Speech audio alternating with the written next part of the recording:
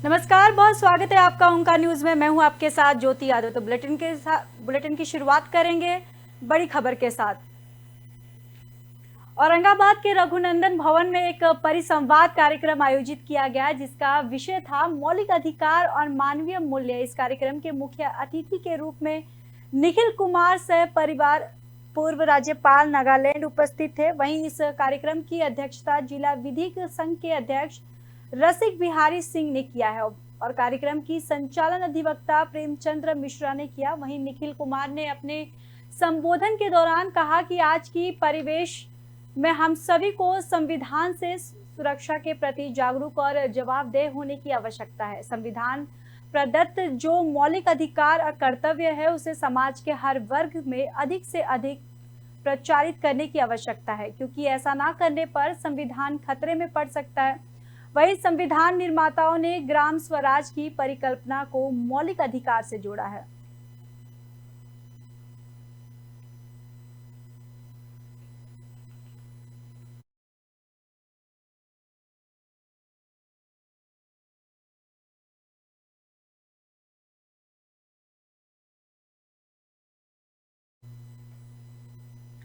तो वहीं बिहार के औरंगाबाद में प्रचंड गर्मी की तपिश में झुलस रहा है। आपको बताते चले कि औरंगाबाद शहर के लोग पानी के एक एक बूंद के लिए तरस रहे। वजह है कि शहर का जल स्तर काफी नीचे चला गया है, जिसके कारण पानी के लिए लोग भटकते नजर आ रहे हैं। वहीं चारों तरफ पानी के लिए हाहाकार मचा हुआ है। हालत यहाँ तक हो गई है कि शहर के कई हिस्सों में पानी के लिए शहरवासी भगवान भरोसे बोरिंग करवाने पर विवश है, क्योंकि उनके घर बार बार बोरिंग किए जाने पर भी उन्हें अब धरती से पानी नहीं मिल पा रहा।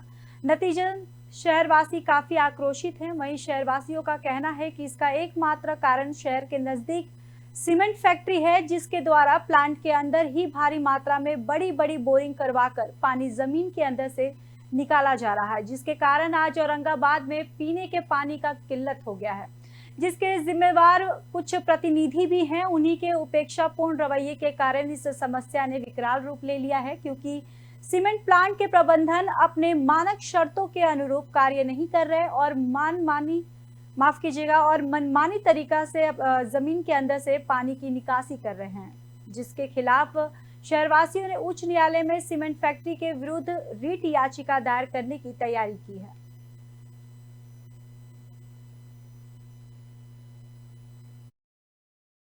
पर जल दोहन के नाम पर जो राजनीति कर रहे हैं, उनसे मैं आग्रह करूंगा कि वो राजनीति ना करें, बल्कि सब लोगों को मिलजुल कर एक साथ इस समस्या से निराकरण के लिए काम करना चाहिए। औरंगाबाद में जो ये श्री सीमेंट प्लांट है, इससे लगभग राजनीतिक लोग लाभान्वित हैं। ये बिहार में बैठे लोग जब आंदोलन करने की बात करेंगे तो जनता बेवकूफ है, वो नहीं समझ रही है कि जो कंडीशन राज्य सरकार के साथ इनके प्लांट का तय हुआ है, उसको जनता के बीच में लाते क्यों नहीं। अगर कहीं किसी तरह की बात आती है कि उनको सोन नदी से पानी लाना, सबसे पहली बात तो ये है। अब ये बात सोन नदी से पानी लाना था, ये कभी कहीं रिट याचिका दायर करके, कहीं सूचना के अधिकार से उनसे मांगा जा रहा है, तो उनको इसका स्पष्टीकरण देना चाहिए श्री सीमेंट कि हाँ भैया, हमको सोन से पानी लाने का परमिशन कब मिला था, क्यों मिला था, और मैं क्यों नहीं ला रहा हूँ, क्यों मैं वहां से पानी न लाकर नीचे से पानी निकाल रहा हूँ। इसका स्पष्टीकरण उनको देना चाहिए। जब जब आवाज उठी है, आप एक चीज देखोगे, आप लोग भी यहाँ पत्रकारिता काफी समय से कर रहे हैं, जब जब आवाज उठी है वो गर्मी के टाइम में ही उठती है और वो आवाज ठंडा आते आते दब जाती है, क्योंकि जो श्री सीमेंट के प्रबंधन के जो लोग हैं, वो लगातार लोगों से संपर्क में आ जाते हैं और संपर्क में आने की वजह से वो उनको लाभ पहुंचाते हैं और लाभ के कारण से वो तो वहीं जहानाबाद के घोसी थाना अंतर्गत थलू बिगहा गांव में नर्तकियों के डांस के दौरान पिस्टल लहराने और गोली चलाने का वीडियो अब सामने आया है। दरअसल किशोर के दोस्त के भाई का तिलक समारोह था। इस दौरान युवक स्टेज पर नर्तकियों के साथ डांस करते हुए पिस्टल लहरा रहा था। घोसी थाना क्षेत्र के थलू बिगहा गाँव में शुक्रवार की देर रात तिलक समारोह में हर्ष फायरिंग के दौरान एक किशोर की गोली लगने से मौत हो गई थी। वहीं किशोर की पहचान थलू बिगहा गांव निवासी सुचित यादव के पुत्र अंकुश कुमार के रूप में हुई है। इधर वीडियो सामने आने के बाद पुलिस ने गोली लहराने वाले युवक और उसके पिता के खिलाफ मामला दर्ज कर लिया है।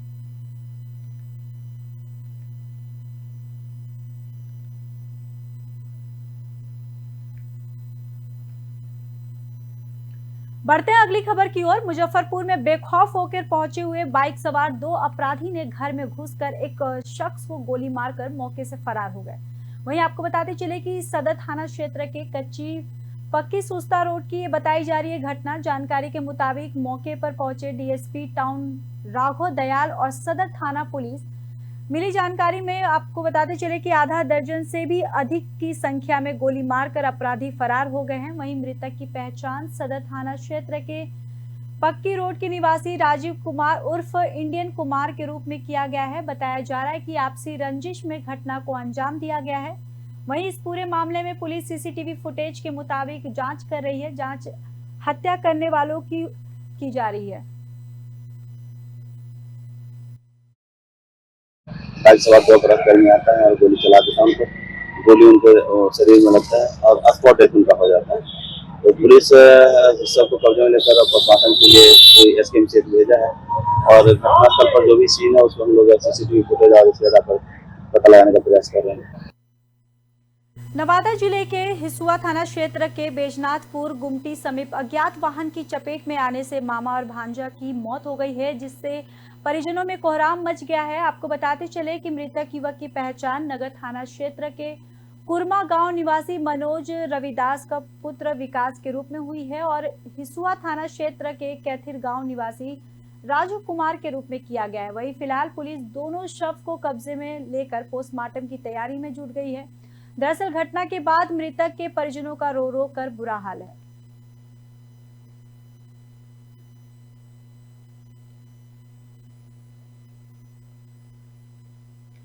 पलवल में अपराध जांच शाखा पुलिस ने धोखाधड़ी करने वाले फ्लिपकार्ट कंपनी से लाखों रुपए का गबन करने वाले 3 आरोपियों को गिरफ्तार करने में सफलता हासिल की है।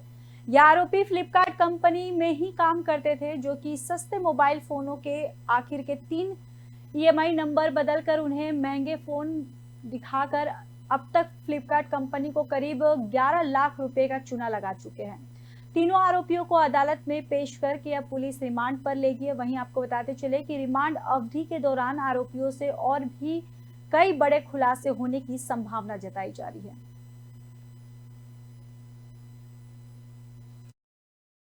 को बड़ी कामयाबी हासिल की है। फ्लिपकार्ट से काफी पैसे गबन करने वाले आरोपी को पुलिस ने गिरफ्तार कर लिया है। दरअसल आरोपी फ्लिपकार्ट कंपनी में ही काम करते थे, जो कि सस्ते मोबाइल फोनों के आखिरी 3 ईएमआई नंबर बदलकर उन्हें महंगे मोबाइल फोन दिखाकर अब तक फ्लिपकार्ट कंपनी को करीब 11 लाख रुपए का चूना लगा चुके हैं। वहीं तीनों आरोपियों को अदालत में पेश करके अब पुलिस रिमांड पर लेगी। वहीं रिमांड अवधि के दौरान आरोपियों से और भी कई बड़े खुलासे होने की भी पुलिस संभावना जताई जा रही है। इस तारीख को जो फ्लिपकार्ट कंपनी है, जो ऑनलाइन मार्केटिंग कंपनी है, ये फ्लिपकार्ट, इसकी आगे कंपनी एंटेक्स, उसके जो उसके बिहाफ पे एक शिकायत दर्ज कराई है राजेश शाह, जो कंप्लेनेंट है, उन्होंने कि हमारे जो स्टाफ हैं वो मोबाइल है, वो सस्ते मोबाइल होते हैं और उसके लास्ट के 3 डिजिट को वो अपने चेंज कर लेते हैं कंपनी के रिकॉर्ड में और सस्ते को महंगा शो कर देते हैं सारे, क्योंकि मिले हुए हैं। कंपनी का स्टाफ जो कलेक्ट करता है वो हो गया, जो इनका मैनेजर है, टीम लीडर है वो हो गया, और जो बाकी स्टाफ है वो हो गए। वो जो लेके आता है मोबाइल फोन, जो सस्ता फोन होता है, उसको एक ऑन रिकॉर्ड दिखा देते हैं कि ये महंगा फोन है। लास्ट के उसके 3 डिजिट अपने ऑन रिकॉर्ड शो कर लेते हैं और वो फोन ये कंपनी को आगे दे देते हैं। तो इस संबंध में हमने एफआईआर दर्ज की है। ये कितने आरोपियों गिरोह है, कितने आरोपी, क्या क्या नाम, कहाँ के रहने वाले हैं? अभी फिलहाल हमने जो 3 अक्यूज्ड हैं वो अरेस्ट किए हैं। एक सुभाष है, Subhash son of Om Prakash, Adarsh colony Palwal का ये, और एक रणजीत है, रणजीत सन ऑफ तेज सिंह जैमत, थाना पुराना का। ये जो रणजीत है ये इनमें मेन है, मास्टरमाइंड है, जो सारा काम करता है। इस तारीख को जो फ्लिपकार्ट कंपनी है, जो ऑनलाइन मार्केटिंग कंपनी है, ये फ्लिपकार्ट, इसकी आगे कंपनी है। रिजर्व बैंक ऑफ इंडिया द्वारा एक फैसला लिया गया, जिसमें रिजर्व बैंक द्वारा 2000 के नोट को चलन से बाहर करने का फरमान सुनाया गया। दरअसल लोगों का कहना है कि अगर 2000 का नोट बंद ही करने थे तो इतना खर्चा करके इन्हें चलाया ही क्यों। वहीं कुछ लोगों का कहना है कि आरबीआई ने अच्छा फैसला लिया है, जो ब्लैक मनी लोगों ने इकट्ठा किया था वो बाहर आएगा, क्योंकि 2000 के नोटों को लोगों ने अपने घरों में छुपा रखा है। लोगों का कहना था कि इसमें आम आदमी और मध्यम वर्ग व्यापारी वर्ग को कोई नुकसान नहीं होगा। मैं कहता हूँ जिस भी चीज से हमारी अर्थव्यवस्था ठीक होती है उस फैसले को गवर्नमेंट को लेना चाहिए। लोगों का कहना है कि लाखों करोड़ रुपए खर्च कर दिए पहले नोट बनाने में, अब उन्हें बंद कर रहे हैं, तो इसका नुकसान आम जनता पर पड़ेगा। कोई भी फैसला अगर लिया जाता है तो अगर वो फैसला सही और गलत दो ही तो तरीके से लिया जाता है। अगर वो गलत फैसला है तो उसे लंबे समय तक नहीं खींचना चाहिए। अगर गवर्नमेंट की समझ में आ गया कि इससे मध्यम वर्ग को ज्यादा फायदा है तो ये गवर्नमेंट ने फैसला बिल्कुल सही लिया। जिस तरह क्योंकि अगर बंदी करना था तो चलाने पे जो लाखों रुपए खर्च करें, करोड़ों रुपए जो खर्च हो गए हैं, उसका हम आम लोगों पे ही तो असर पड़ेगा। चलाने से पहले आदमी ये चीज देखना चाहिए कि चलाए क्यों, जब चलाए हैं तो उसे बंद कर। देखो आरबीआई के फैसले का पलवल के गांव में बडोली में रुपयों के लेन देन के कारण 50 वर्षीय किसान की ईंटों से पीट कर हत्या कर दी गई है। दरअसल हत्या का आरोप गांव के 4 युवकों पर लगा है। किसान का शव घर के अंदर पड़ा मिला, वहीं शव पर गंभीर चोटों का निशान भी देखा गया है। हत्या आरोपी युवक रात के समय किसान के घर आए हुए थे। चांदहट थाना पुलिस ने मृतक के चचेरे भाई की शिकायत पर 4 नामजद सहित अन्य के खिलाफ हत्या कर मुकदमा दर्ज कर लिया है और अभी तक पुलिस ने आरोपियों को गिरफ्तार नहीं किया है। वहीं जिला नागरिक अस्पताल में पोस्टमार्टम के बाद शव परिजनों को सौंप दिया गया है। चांदहाट थाना प्रभारी इंस्पेक्टर कैलाश चंद बड़ाना के अनुसार गांव बडौली निवासी रघुराज ने शिकायत दर्ज कराई थी और उसके चाचा अतर सिंह का एक बेटा और 2 बेटियां थी। बेटियों की शादी हो गई थी जबकि बेटा सुंदर खेती बाड़ी कर अपना गुजर बसर करता था। शिकायत में कहा गया कि सुंदर का गांव निवासी उद्धम सुमित भोली नरेश और अन्य के साथ रुपयों का लेन देन था। रविवार सुबह वह सुंदर के घर गया तो वह जमीन पर पड़ा था। उसने देखा कि सुंदर लहूलुहान अवस्था में जमीन पर पड़ा हुआ है। सुंदर के सिर और चेहरे पर गंभीर चोटों के निशान भी थे जिससे उसकी मौत हो गई है और घर में ईंट पड़ी हुई थी जिससे सुंदर को चोट आई है। और सुंदर के पास रात के समय उद्धम और अन्य युवक आए थे। उन्हें घर में आते हुए उसके अलावा हंसराज ने भी देखा था। उसे शक है कि रुपयों के लेन देन के चलते उक्त युवकों ने सुंदर की पीट कर हत्या कर दी है। वहीं पुलिस ने शिकायत के आधार पर 4 नामजद सहित अन्य के खिलाफ हत्या का मुकदमा दर्ज कर कार्रवाई शुरू कर दी है और पुलिस का कहना है कि मामले की जांच भी की जा रही है।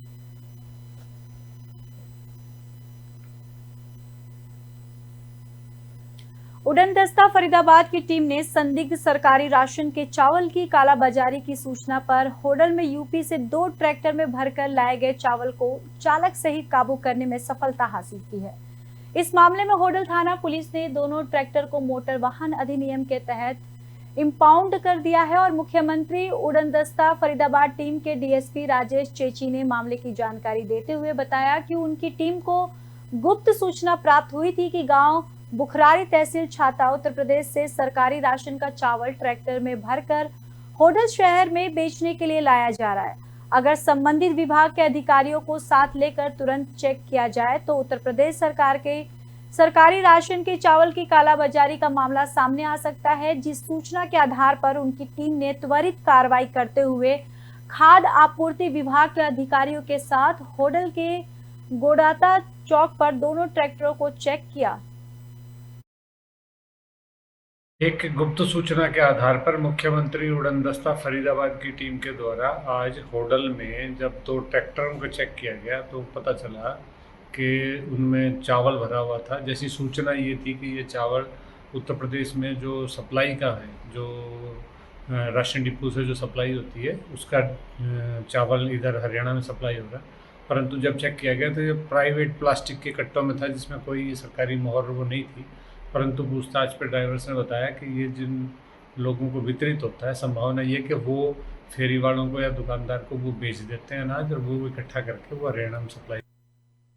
बोकारो के सेक्टर 12 थाना क्षेत्र के बारी को ऑपरेटिव कॉलोनी स्थित प्लॉट संख्या 39A में रहने वाले चंदन क्यारी सीएचसी प्रभारी डॉक्टर श्रीनाथ के घर में चोरों ने ताला तोड़कर भीषण चोरी की घटना को अंजाम दिया है। दरअसल चोरों की करतूत सीसीटीवी में कैद हो चुकी है। डॉक्टर श्रीनाथ कल शाम लगभग 4 बजे अपने परिवार वालों के साथ रांची किसी पारिवारिक कार्यक्रम में गए हुए थे। उन्होंने बताया कि रात लगभग 2 बजे जब मोबाइल में घर में लगे सीसीटीवी को देखने लगे तो उसमें कुछ हरकत देखने को मिली। देखा कि 3 चोर घर में घुसकर चोरी की घटना को अंजाम दे रहे। उसके बाद इसकी सूचना पड़ोस में रहने वाले रवि कुमार को फोन कर कहा कि मेरे घर में कुछ हरकत हो रही है। उसके बाद जब तक मोहल्ले के लोग मौके पर पहुंचे, घर का लाइट जला हुआ था और चोर निकलकर भाग रहे थे। उसके बाद सुबह जब डॉक्टर श्रीनाथ पहुंचे तो घर के मुख्य दरवाजे का ताला लगा हुआ था, लेकिन घर के अंदर 4 ताला को तोड़कर कमरे के कबर्ड और लॉकर को तोड़कर रखे थे। जेवरात गायब थे और उन्होंने ये भी बताया कि लॉकर में पत्नी के गहने और बेटी के गहने समेत कुछ नकदी थी और तो चोर लेकर भाग गए हैं। वहीं पुलिस कुछ बोलने और कैमरे में आने से भी बच रही है।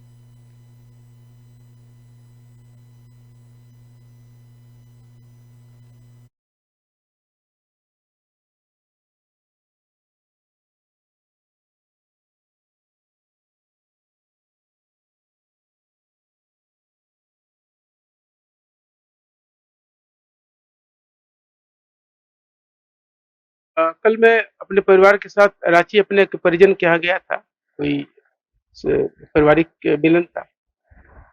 रात्रि में अचानक मेरी नींद टूटी तो मैंने अपने मोबाइल ऐप पर जो कि सीसी कैमरे से अटैच है उसको चेक करने की कोशिश किया तो देखा कि मेरे घर के अंदर बत्ती जल रही है और कुछ देर बाद कुछ लोग घर के अंदर चहलकदमी कर रहे थे जो कि अज्ञात लोग थे और मैं इसको पहचान नहीं पाया।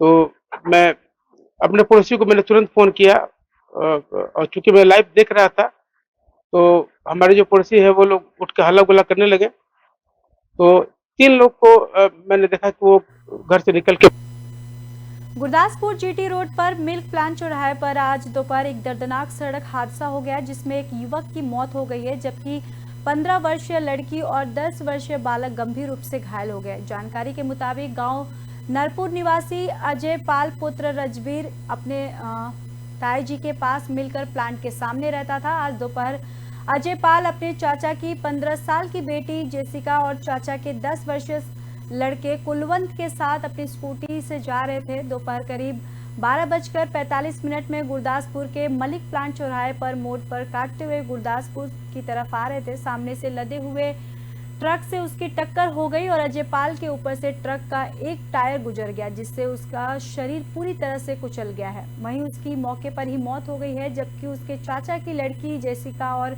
चाचा का लड़का कुलवंत गंभीर रूप से जख्मी हो गए हैं। उन्हें इलाज के लिए सिविल अस्पताल में भेजा गया। और वहीं आपको बताते चले कि दूसरी तरफ दुर्घटना के बाद ट्रक ड्राइवर मौके से तुरंत फरार हो गया है। वहीं मौके पर पहुंची थाना सिटी गुरदासपुर के सब इंस्पेक्टर हरमेश कुमार ने बताया कि सूचना मिलने पर पुलिस पार्टी समत मौके पर पहुंची और मृतक अजय पाल की लाश को पोस्टमार्टम के लिए भेज दिया गया है। उन्होंने ये भी बताया कि अज्ञात ट्रक की शिनाख्त के लिए आसपास के सीसीटीवी कैमरों की फुटेज भी खंगाली जा रही है।